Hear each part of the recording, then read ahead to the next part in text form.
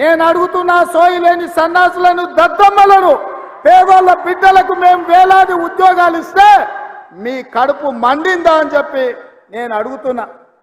నీ బిడ్డను నిజామాబాద్లో బండకేసి కొడితే 6 నెలలు తిరగకముందనే నువ్వు ఎమ్మెల్సీ పదవి ఇచ్చినావు.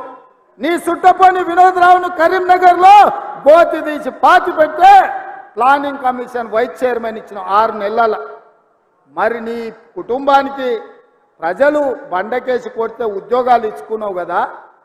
మా పేదోళ్ళ బిడ్డలు, మా దళితుల బిడ్డలు, మా గిరిజనుల బిడ్డలు, మా ఆదివాసుల బిడ్డలు, మా బలైన వర్గాల బిడ్డలు, మా మైనారిటీల బిడ్డలు, నిరుపేదల బిడ్డలు 10 ఏళ్ళు తల్లిదండ్రులు ఊర్లలో కష్టపడి రూపాయి కూడబెట్టి అశోక్ నగర్ చౌరస్తాల్లో, దిల్సుఖ్ నగర్ చౌరస్తాల్లో కోచింగ్ సెంటర్లలో చదువులు చదివించుకొని వాళ్ళ పిల్లలు 10 ఏళ్ల నుంచి పెళ్లిళ్ళు గాక ఉద్యోగాలు లేక రోడ్ల మీద తిరుగుతుంటే ఏ ఒక్క రోజైనా నువ్వు ఆలోచన చేసినవా చంద్రశేఖర్ రావు అని నేను అడుగుతున్నా.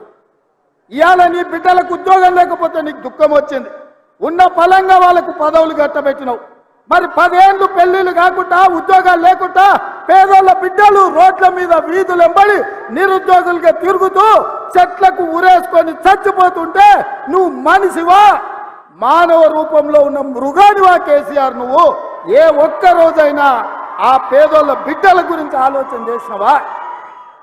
కానీ మేము మా ఇందిరమ్మ రాజ్యంలో అధికారంలోకి వచ్చిన వెంటనే నిరుద్యోగ యువకులకు కావాల్సిన 25,000 ఉద్యోగాలు ఇవాళ మేము నియామక పత్రాలు అందించినాం. మార్చి 2 నాడు మళ్ళొక 6-7 వేల ఉద్యోగాలు ఇవ్వబోతున్నాం.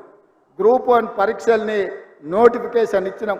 తొందరలోనే మెగా డిఎస్సి నోటిఫికేషన్ ఇచ్చి గ్రామాలలో, తండాలలో, గూడాలలో పేదోళ్ళ పిల్లలకు చదువులు చెప్పించడానికి పంతుల్లో నియామకం చేపట్టే బాధ్యత మా ప్రభుత్వం తీసుకుంటుందని ఈ చేవెళ్ళ గడ్డ మీద నుంచి నేను చెప్తున్నా.